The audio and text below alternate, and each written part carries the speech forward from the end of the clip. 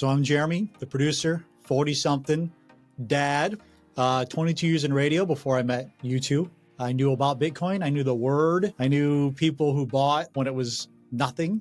And they put it on Facebook and said, they got to buy this. And I was like, I'm not buying your stupid digital, whatever this is. When you get immersed in Bitcoin the way I have, it took me about 5 months. And then I'm like, maybe I should look into this. And then made a financial decision that wasn't for me. It was for my kids.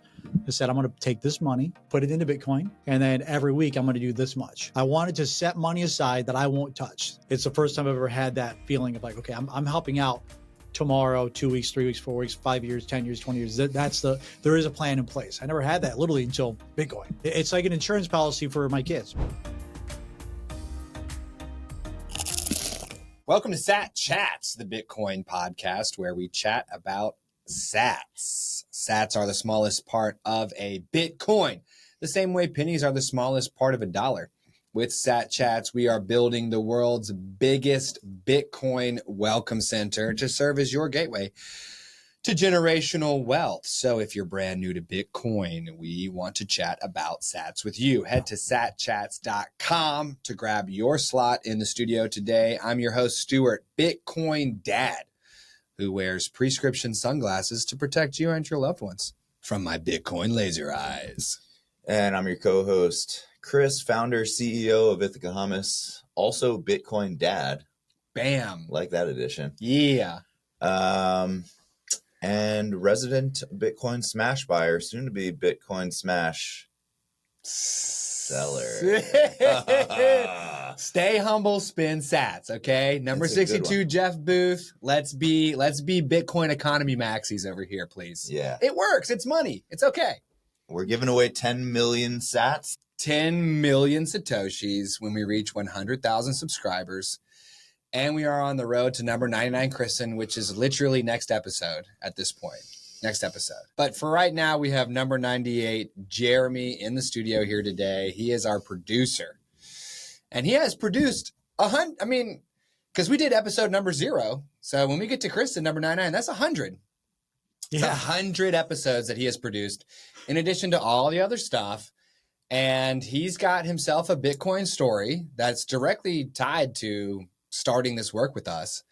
And I think we want everyone to get to know Jeremy in front of the camera and to hear what kind of impact this show has had on him and to maybe braid in some of that juiciness about what's coming up next. So how does that sound as a plan? Let's go. All right, Jeremy, why don't you introduce yourself to our Satillionaires then? All right. So I'm Jeremy, the producer, 40-something, dad. Pause that point for a moment. 22 years in radio before I met you two. And now this is it. And as of today, I'm a Bitcoin dad. Day one, I was a not quite there coiner. I knew about Bitcoin. I knew the word. I knew people who bought, when it was nothing. And they put it on Facebook and said, they got to buy this. And I was like, I'm not buying your stupid digital, whatever this is. I'm Pikachu not. thing. Right. I don't even know what is this. I can't. That Pokemon. Is this a Tamagotchi? Yeah. Yeah. Sure, What is this? I'm like, I don't understand. What am I owning? I don't get it. But put it next to my Furby and Beanie Babies. when you get immersed in Bitcoin the way I have, and we went from 0 to 100, it took me about 5 months. And then I'm like, maybe I should look into this. And I read Bitcoin Standard like everybody does. Read it again halfway through. And then made a financial decision that wasn't for me. It was for my kids. I said, I'm going to take this money. I'm going to put it into Bitcoin. And then every week I'm going to do this much. So I do the same amount of money every Friday at the same exact time. And here we are. What was your radio name? JB Love. JB Love. JB Love. I have this really old theme. I played it for him once, and now he never. Yeah. I think we need that as like a sound that we can use during a live show. Yeah. Absolutely. Yeah. I used to use it for a podcast. Just that part. Yeah. JB Love. I love that. So let's focus for a second on the fact that you're also a Bitcoin dad. And we've got 3 Bitcoin dads here at the table. And you decided to adopt Bitcoin, not for yourself, but for your kids. Tell us a little bit more about that. So I watched my 401k take a big hit. And in media, that's not a big number. But it made me go, okay, I want to assess this. Here's what I've been learning from satchats. Here's what I've learned from the Bitcoin Standard. Here's what I've learned on my own research. I wanted to set money aside that I won't touch, meaning it wouldn't be, even moving my savings isn't enough. Because I'm like, I'll just replenish it. It'll be fine. But when I jumped into Bitcoin, I thought, if this is going to have effect 5, 10, 15, 20 years later, this is realistically, I won't touch the money I put in because I don't have enough I don't believe I have enough to make sense of it, to take money out of it or to sell it. So that was the driving force of Bitcoin is forcing me to make this investment for my kids and maybe even myself in 10 years, who knows, but it's forcing me to set money aside and hodl and not touch it. It just, I don't, even like yesterday, I was looking through to see what my Satoshi count was. And I'm like, I'm not touching it. No point. I know it's there. I know what I'm dollar cost averaging every week. It was an easy decision. Once I figured out that Bitcoin is actually peer-to-peer digital currency, then I was okay with making that big move. Because for me, any amount of money that has a comma in it, I don't want to touch it. But I was like, no, this is the smart move to do. I'm going to put it here. It's going to stay there. My seed phrase is, no one's ever going to find it. One person knows where it's at, like in case, something happens. Yeah. But it's there. It's like an insurance policy for my kids. Maybe, college is coming up really quickly for me.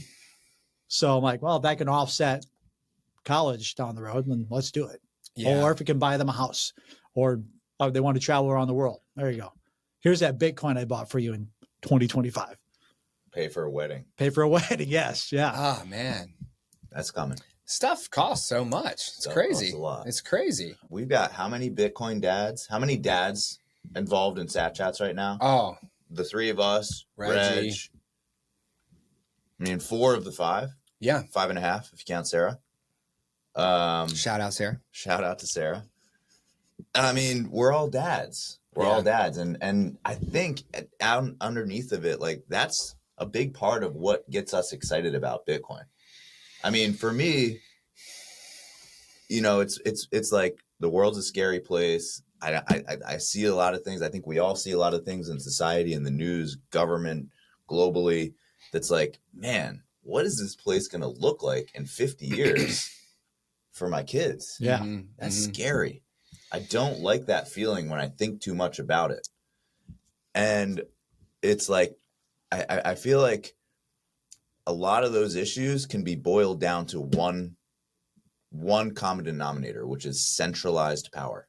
Centralized power. There's too much power in the hands of too few people, and they operate behind the curtain. And you don't know what's going on, and you vote, but you think you have control and power democratically, but you really don't. So to me, like Bitcoin is the biggest decentralized force that could start to strip power away from those central authorities who currently hold it. For you, it's like and that's for my kids.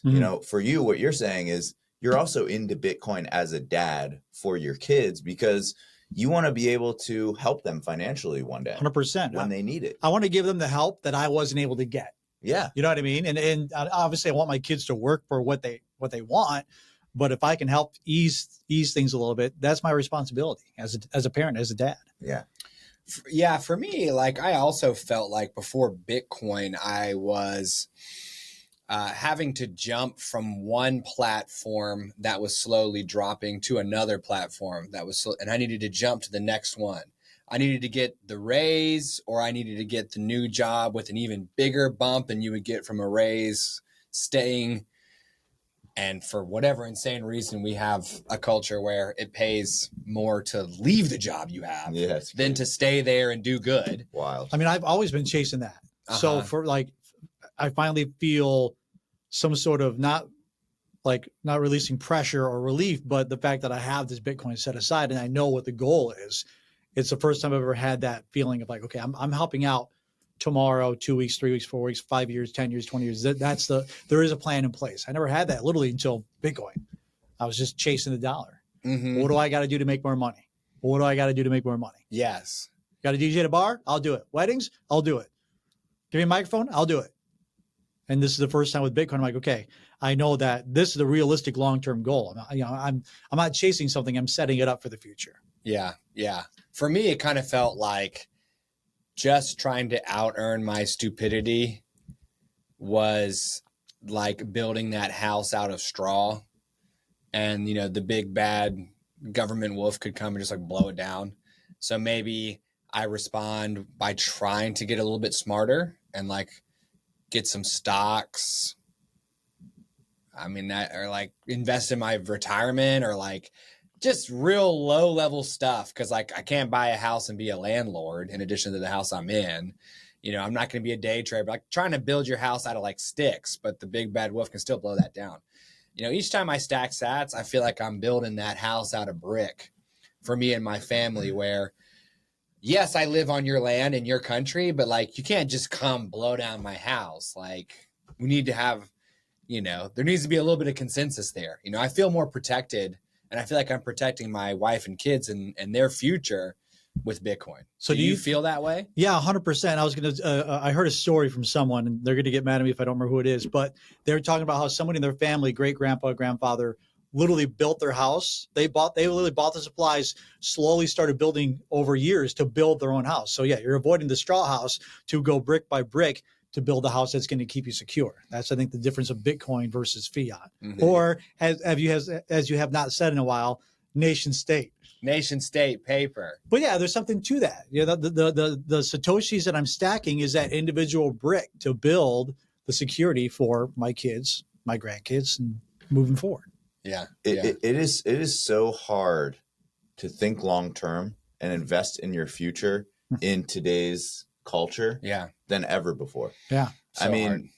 You know, you've got credit card companies showing up on college campuses ready to swoop in and issue credit at like 30% interest rates. I mean, once you start going down that path, you're 18, 21 years old.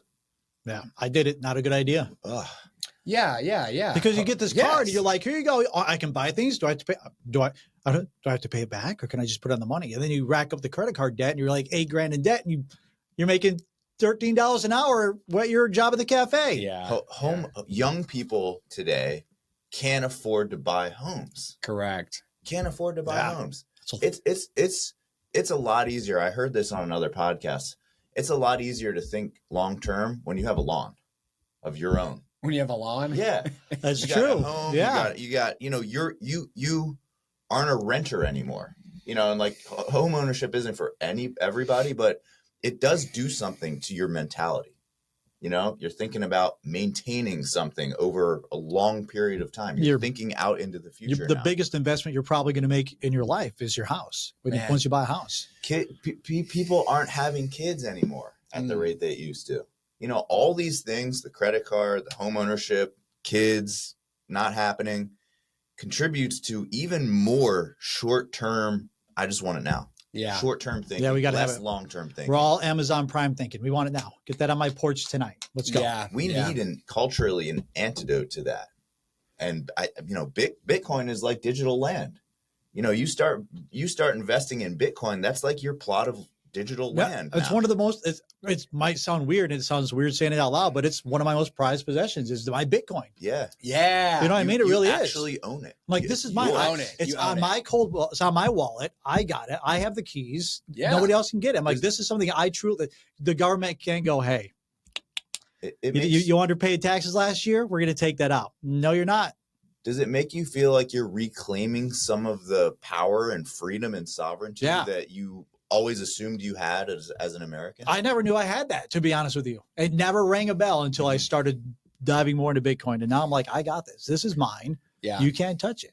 I've earned this. I've paid for it. It's not melting. You can't push a button to make the value drop. It's mine. Yeah. Today's Monday. And that is when my weekly recurring buy gets executed. Bitcoin well. So $54 hits their, situation. And then by about Thursday, it's delivered directly to my wallet, right? And each time I stack sats, I feel like I'm, building this little kernel of freedom or security or planting a seed. Yeah, it just feels like I'm like helping my family to be okay. Yeah. And it's small and the great wide world and everything that's inside it is still swirling around everywhere. But it feels like I've got a little something that I'm trying to protect. And, you know, when it's my time to die, I'll just kind of like raise it up and hand it to the next generation. And then like, it's your Tamagotchi. The first buy I ever made, I was like, what am I doing with this money? Where did this money just go? I just dropped invisible money from my phone onto the internet, onto an app that's floating in space. And now I have no idea when I'm gonna get my Bitcoin. That first buy was the most nerve-wracking thing I might have ever done financially. Just, I'm like, is this here? Did I do something wrong? Did I mess it up? What are we doing? I even emailed Bitcoin Wow. They're like, just hold tight. It's coming. Yeah. Yeah. My mom and dad struggle with that as well. And that creates a barrier. But it's because the same. People are like, well, where is it? It's like, well, it's coming, dude. And you have to wait for it. Here's the good thing. And you kind of mentioned this earlier. If it's a barrier on the way in, it's also a barrier on the way out. Yeah. It's a lot harder to sell Bitcoin instinctually when you have a feeling or an emotion or you want to impulsively buy something. Yeah. Than it is to transfer from your savings to your checking. Yeah. Yeah. You know, it's kind of a good little built-in feature. I think one thing I'm also confused about, or maybe my brain can't wrap around, and we know people through the show, especially that they live off of Bitcoin. So Sir Gringo Poppy or Senior Gringo Poppy. Yeah. I'm going to call him Sir Gringo. That's it now. Sir Gringo. Sir Gringo. You know, he lives off of Bitcoin. We had number 60 Steve. I'm trying to pull up numbers in my head. You're doing great. Lives off of Bitcoin. Number 14 Robert lives off of Bitcoin. Yeah. I'm like, I talked James, the pharmacy guy. You're right. And I talked to my son about that, and he asked questions like, well, at what point do you think you'll be able to get to where you can just pay your bill, get a credit card and sell sats to pay the credit? I'm like, that's not something I can't answer. I don't think I'll ever get to that point. Or I don't know if I will. But my question, like, I guess I don't understand how people can pull that off. So they're obviously they're selling their sats, converting that into dollars, and then using those dollars to pay up the credit card. So obviously they have a buttload of sats sitting around where you can do that. Are they also continually buying as well? That's more, I guess, more of a hypothetical or a rhetorical question. Well, what would you, what's your thought on that? I think the biggest differentiator between us and these guys is time. Okay. Because I'm just trying to get $50 a week. And I'm like, blockchain Wayne, he's been doing it since 2017 and he's fine now. You know, he's still buying Bitcoin, but I'm sure he's sold it at certain points to do things in his life. So, you know, you and I, you know, we're all just kind of getting started with our weekly dollar cost average, or maybe our monthly dollar cost average. And 4 years from now, 8 years from now, again, asking people to take the longer road or the harder path or to delay gratification, over time, that money will have grown to the point where you're like, sheesh. Yeah. If I want to buy a home with this, I can do that. If I want to fund my kids' college, I can do that.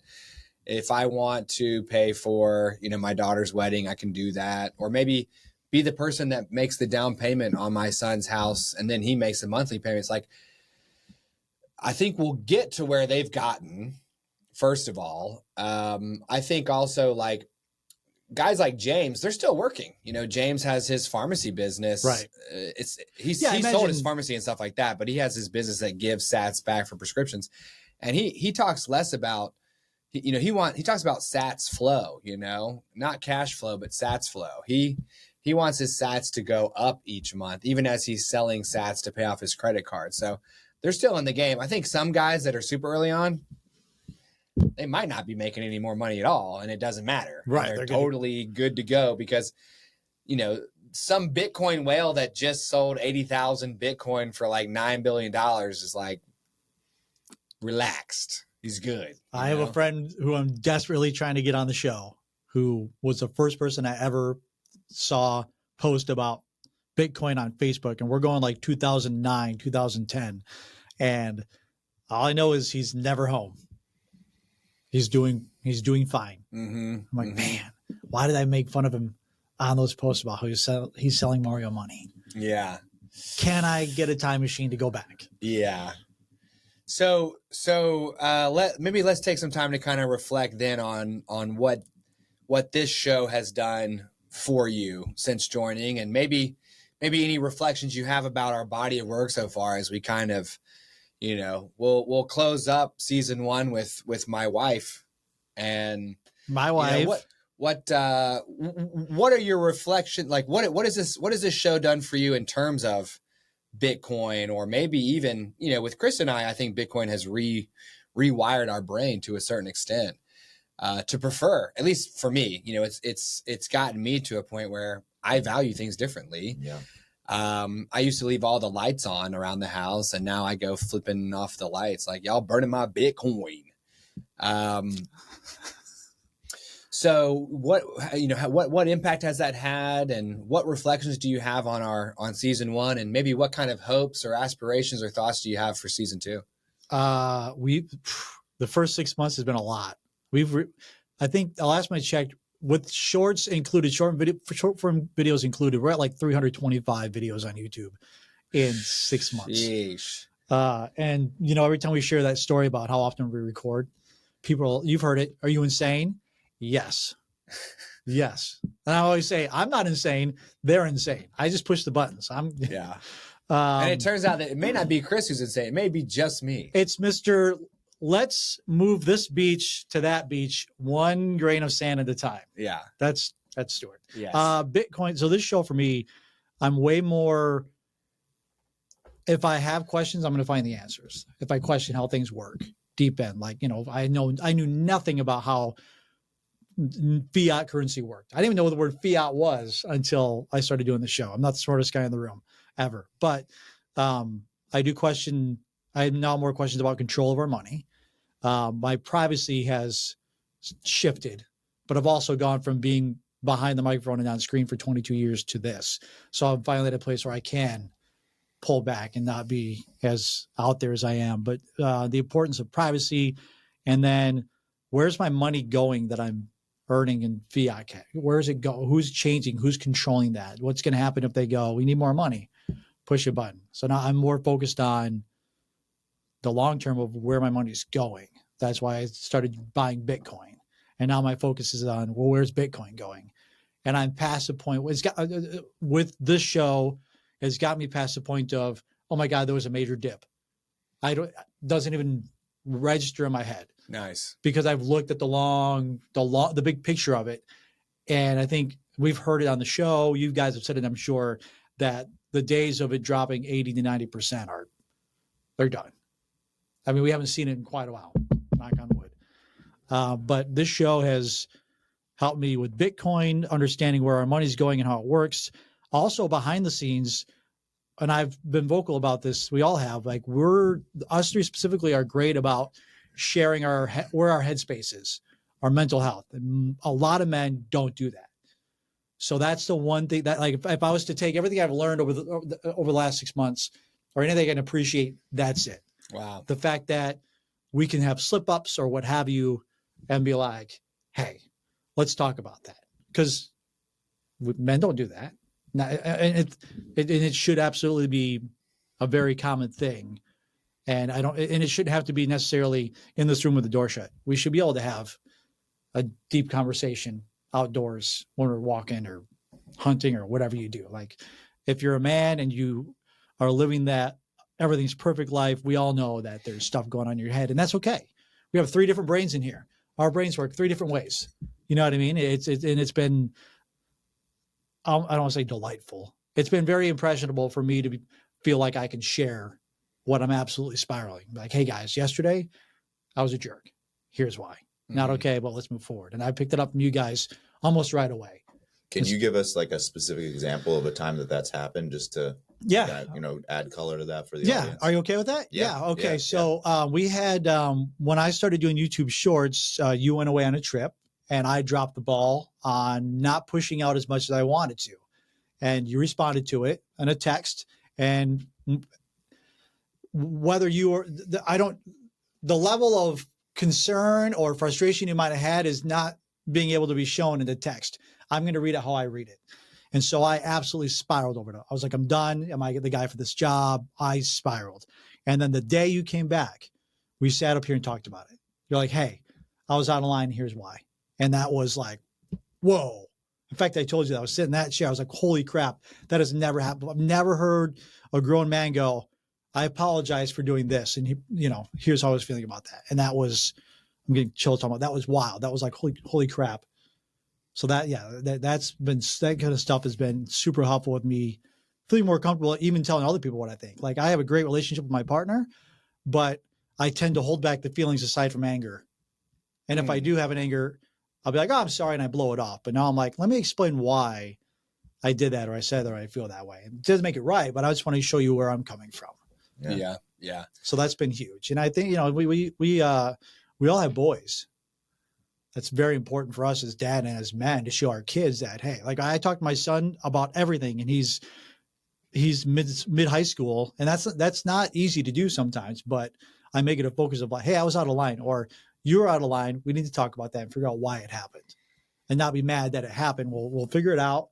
We'll close that chapter and we'll move forward. Mm-hmm. Yeah. Yeah. There's definitely some times where I'll talk to Line and say, look, I didn't like your action. I didn't like my reaction. That's it. So, that's like an opportunity to, it's not just all on him, And I do like that we're working in a very family atmosphere. Like this show, behind the scenes, we are a family. Good, bad, ugly. We're a family. And so like Lion being here, my daughter being in the other room, Kitty being here, your kids being here, parents being here, siblings being here. I love that. If people could see that stuff, we'd have 100,000 followers right now. I got to say too, man, like to your point about maybe people not having kids and stuff like that, and just kind of like bad money leading to bad scenarios. I mean, there's and American Hodl was on Nasser the other day talking about like, we should be like, having a family is great, y'all, and I think that it is part of, something that we can do on this show to like, I don't know, like with Bitcoin, you can start to feel like your efforts are going somewhere. Yes. And you might be early in your journey and like, I'm just trying to get enough money to save up for next month.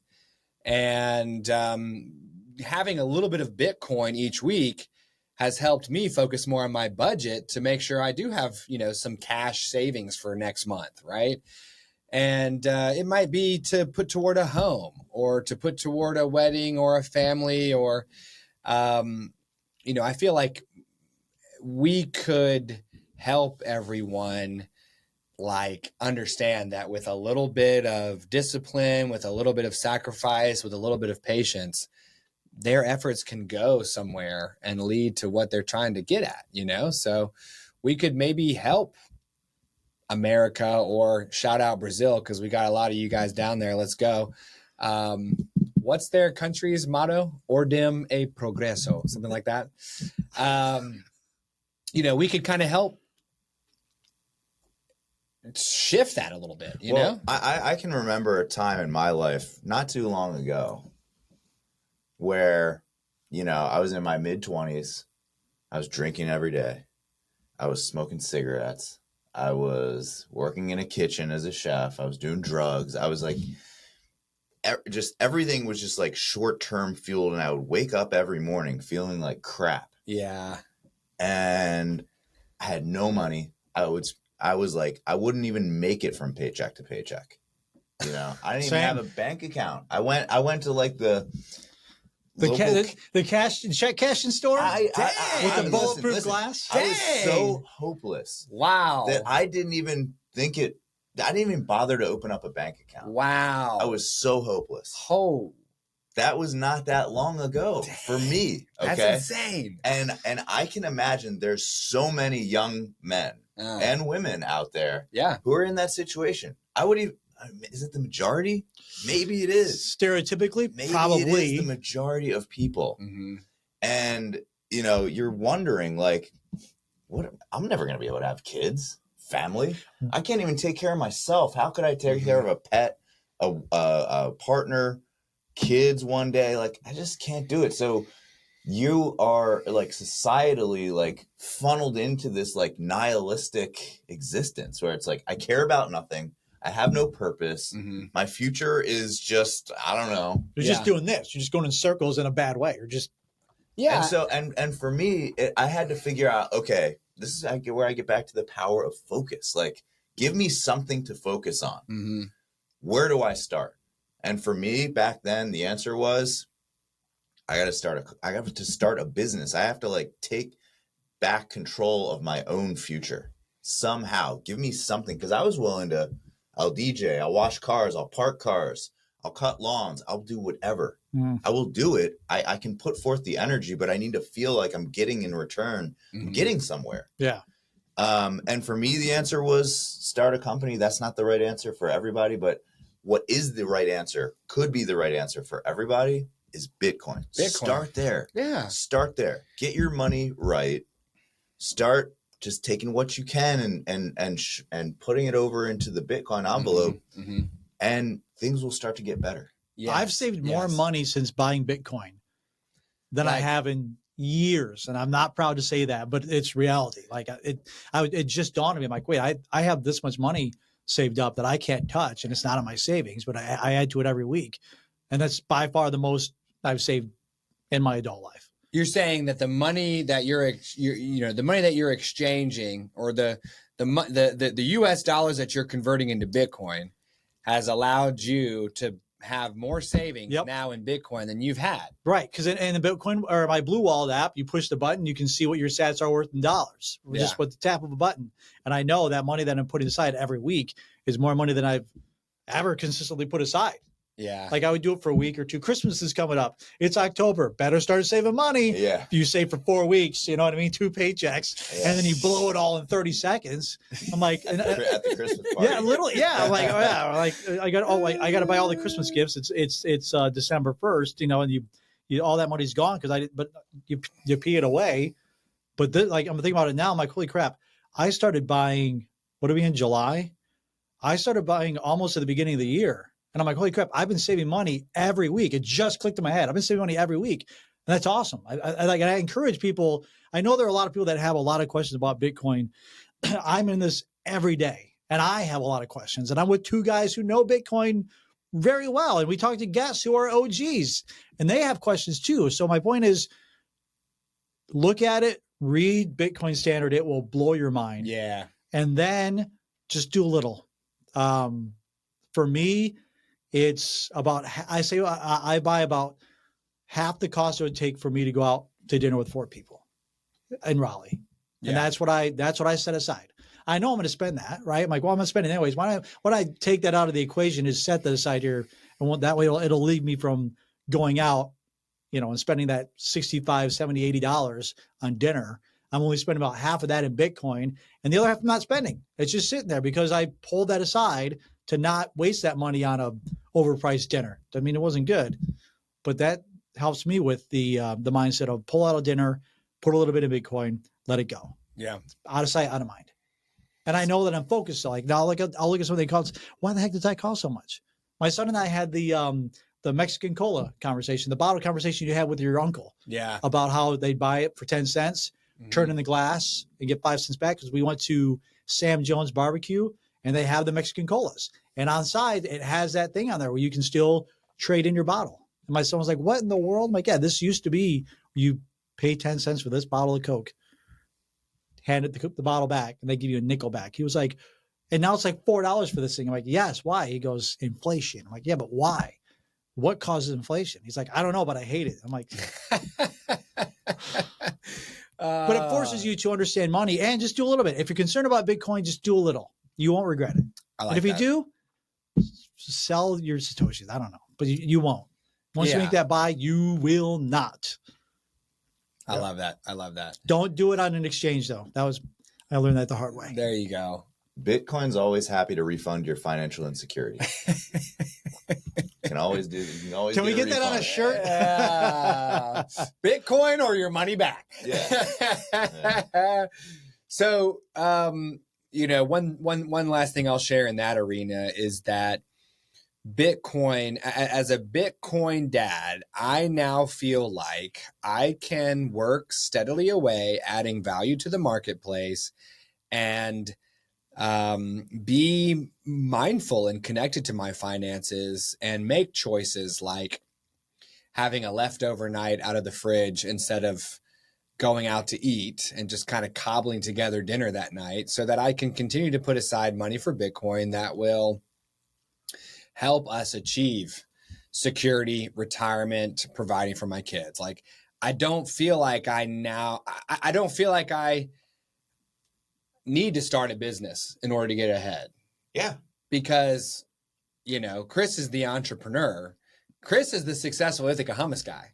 It ain't me. It ain't me. I'm just a Bitcoin dad. I'm just a Bitcoin dad. Like, I don't have to continually like try to fight my way up through quicksand. Yeah. I can stay in my lane. I can do my dad thing. Yeah. I can make my dad money. I can invest in Bitcoin and it's going to go somewhere. You know what I mean? Like, Senor Gringo is an electrician and an electrical estimator. And he's going to continue working that job for 8 some odd years. And then he feels like he's going to be able to retire. Wild. In his early 40s, simply for having converted some of his salary over to Bitcoin. Period. It's it. That's it.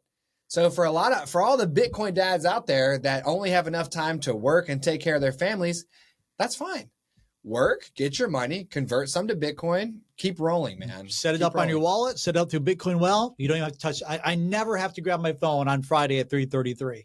I know that's already there. It's like, it makes me feel relief and it makes me feel like I'm in control. And I feel proud of it. I'm like, all right, I put that much money aside. Not even have to stop. I don't stop my day. I can get the pool. Got to get out. Got to make sure I do. No, it's good to go. So you can focus on family and kids and working if that's your jam. So if you're new here, just keep stacking sats. Yeah, give yourself a break. Just keep stacking sats. Keep stacking sats. Is it wrong for me to say that my journey with Bitcoin right now is for investment? Like, is that? No. That's essentially what it is. And I've never invested in anything in my life. Yeah. So I like that. Well, way to start with the greatest investment of all time. You shortcut all the nonsense. Yeah. So totally. Great job there. Totally. Yeah. Because dads don't have time to be day traders. No. We don't have time to be Wolf of Wall Street.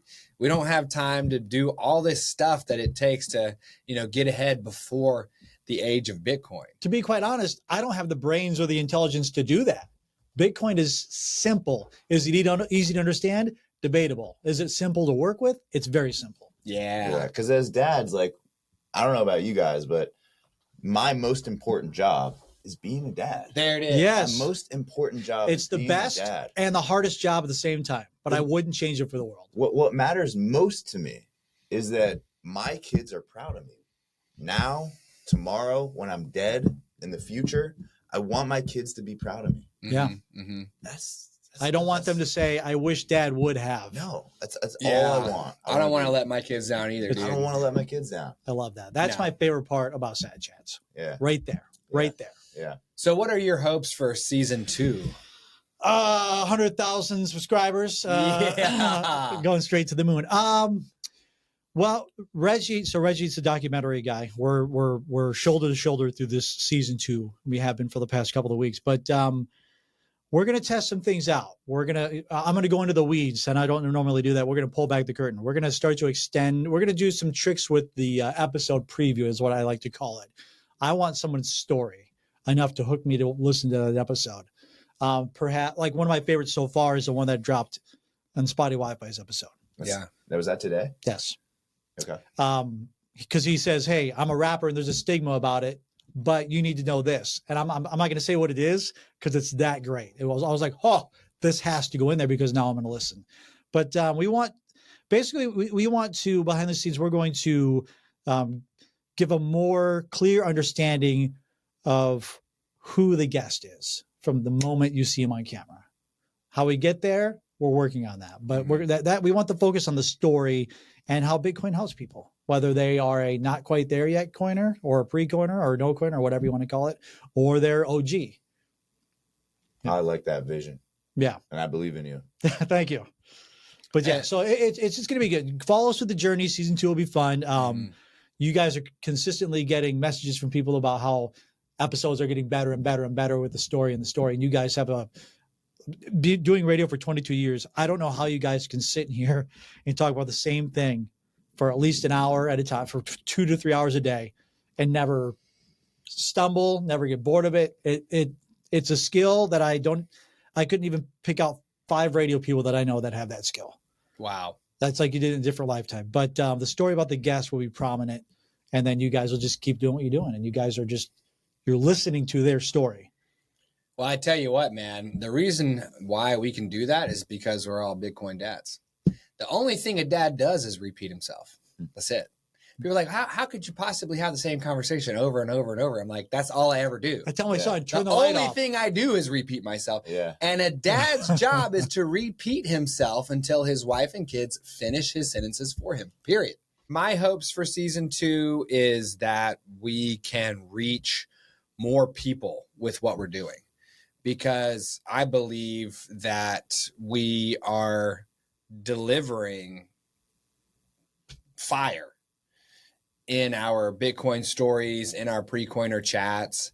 And we get so many comments that are people saying, I just found this. This is awesome. Now I'm watching all of it, you know? And there are shows that aren't as good as ours that are better at getting people to watch. I have a challenge for our Satillionaires for season 2. Every episode, you got to send it to 9 people that are not Bitcoiners. Yeah. Because if you send it to 9 people, at least one's going to watch, right? Yeah.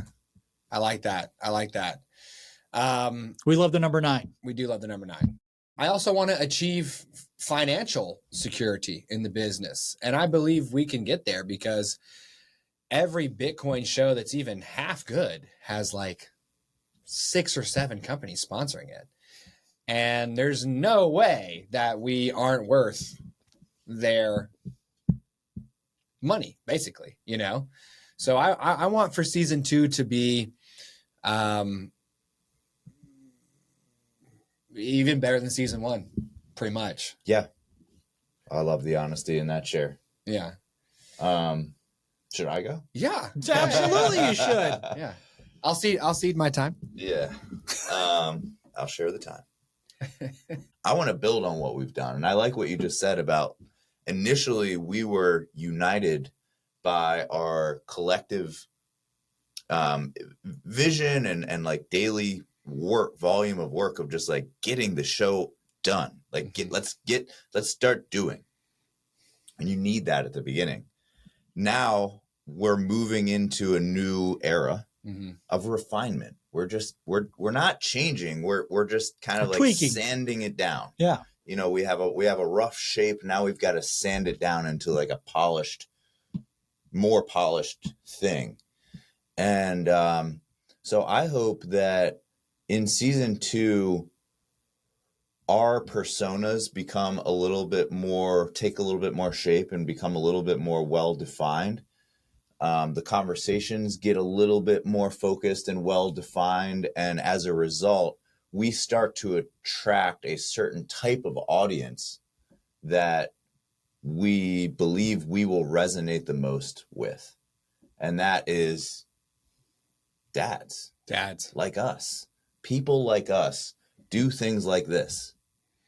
And hopefully from our authentic platform as Bitcoin dads, we can reach all the other dads and ultimately providers. You know, I know there are some moms out there who don't have a dad around and they've got some kids they're trying to provide for and they're not quite sure how they're going to make it up and out. You know, we got some grandparents who, you know, can't rely on their kids to take care of their grandkids. And, you know, how are they going to provide? You know, we got some older brothers taking care of some younger brothers in here, you know?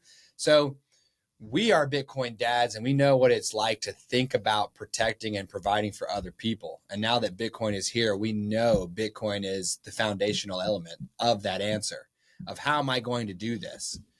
And my hope is that we can become, you know, strong in that space and resonate with others who are feeling that same pressure. And we probably got some pre-dads in the audience who are like, I want to be a dad. Yeah. I want to be a dad. Yeah. I think Jack Mahlers has gone on podcasts like, dude, I want to be a dad. Yeah. You know, and there are guys out there who want to be dads who can't be dads yet because they don't have a lady yet, you know, and they might feel not confident about their finances. Yeah. But if you can say, hey, I'm stacking up sats, I'm going somewhere, you know, Yes. you might see your Bitcoin lady out there on the street, you know, or at a Bitcoin meetup, or I don't know.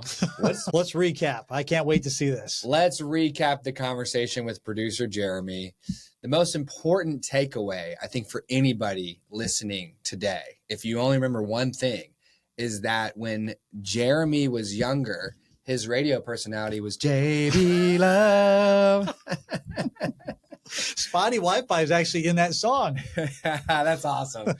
That's awesome. So, you know, Jer has spent 22 plus years in radio before jumping onto satchats and transitioning completely away from an industry that didn't hold too terribly many prospects for him in his mind, to podcasting and YouTube show and, you know, kind of an area that is growing.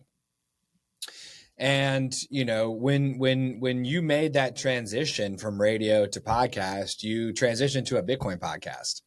And you've been with us for half a year, and you've heard us talk about nation state paper, melting ice cubes, Bitcoin, the blockchain, laser eyes, you know, inflation, money printing. I mean, you've been just immersed in this world. And it was really interesting to hear you let everyone know in the audience that even being right with us every single day, it still took months and months and months for you to wrap your head around Bitcoin enough to start stacking your first sats. But once you did that, and that included working with us, that included reading the Bitcoin Standard 1.5 times, you were able to start that journey of like, this is allowing me to save more money than I've ever saved before, because I'm doing it each week. I'm doing it automatically. And it's kind of going onto a place in my smartphone where I can't just like impulse buy something with my sats. And it's making you feel like you will be better able to provide for your kids, because whether it's for, you know, Juice's college or Goose's wedding, you know what I mean? You're going to be able to handle that because it's kind of happening without you necessarily needing to participate, but you're still learning about Bitcoin, and you've produced 100 plus long form episodes and 130 plus short form. And like, I think it's clear to everyone watching that the production value of our show has gone up over time, not down. And with season 2, it's going to go up even more. So that would be my recap. Good one. Well done. And ultimately, I think y'all can see that Jeremy exposed himself to Bitcoin and things are getting better. Yeah. And it's changed how he thinks. And it's going to change how you think too. Just come on in.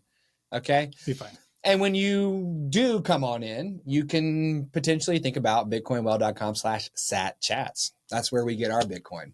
Be like Jeremy. Expose yourself. Be like Jeremy and expose yourself. All right. So we know our founding sponsor around here is Ithaca Hummus. Okay. So we've got our lemon garlic. It's actually my favorite. Special flavor here. I'm going to give you guys actually woven wheats. The Graza collab was my favorite, but this will always be true to my heart. Okay. Your first love. Your first. Right. JB loves first. JB.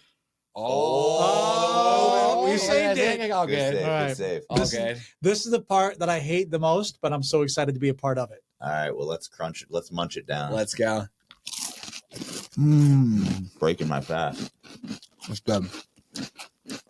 Oh my God. That's yummy, dude. When Is that a this good really- What's batch? that batch number at? Oh yeah. 0116751703. If you see it out there on the shelf, Steal it. buy 10 of them. We're going to Like do a 10 of social them. media challenge where it's like, find the same batch that we tasted. Oh my gosh. Good. Isn't that Wouldn't great? that be? Oh, I feel for another one. Wow.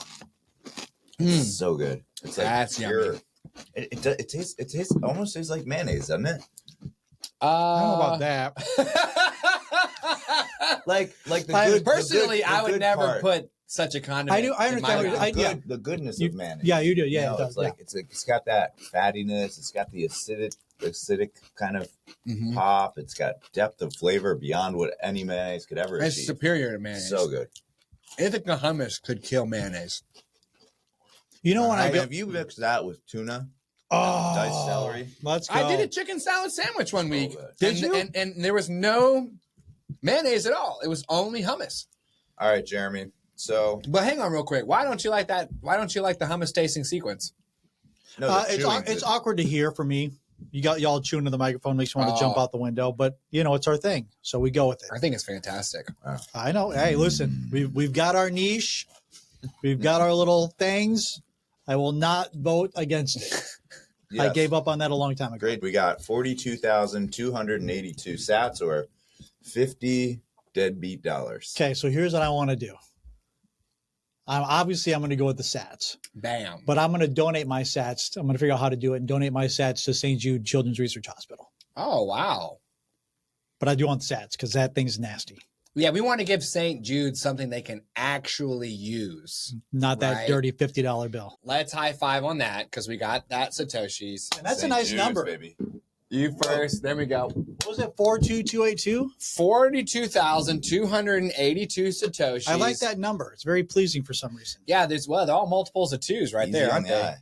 So, producer Jeremy, number 98, is going to donate 42,000 plus Satoshis to St. Jude's. I'll figure out how to do that behind the scenes. And he's going to, donate generational wealth to those folks, which is going to be outstanding. So way to go, Jer. We appreciate that. Did you want our Satillionaires to go anywhere online to interact with you? Maybe, Yes, maybe I you're... do. I would like them to go to youtube.com/satchats and hit subscribe. You can go on Instagram and look for satchats. You can go on TikTok. And Twitter. Nice. That's what I would like. Okay. That's what I would like. You'll find me there in the comments sometimes. Yeah. All right, cool. So go subscribe to our show. When you do, you'll be entered in for your chance at 10 million sats when we reach 100,000 subscribers. That apple about to get sliced up real soon, Tune in. but we'll announce that at some point. And that might be number 100 when we do that, since that gets the new season started. But it's all good. All you got to do is subscribe to Sat Chats and go set up your weekly recurring automatic purchase of sats. Okay? That's the two things that I could think of. So there's information about sponsoring and supporting the show in our show notes. Remember, Sat Chats is for educational purposes only and should not be construed as financial advice. Also, our guests' views are their own. We'll see you later.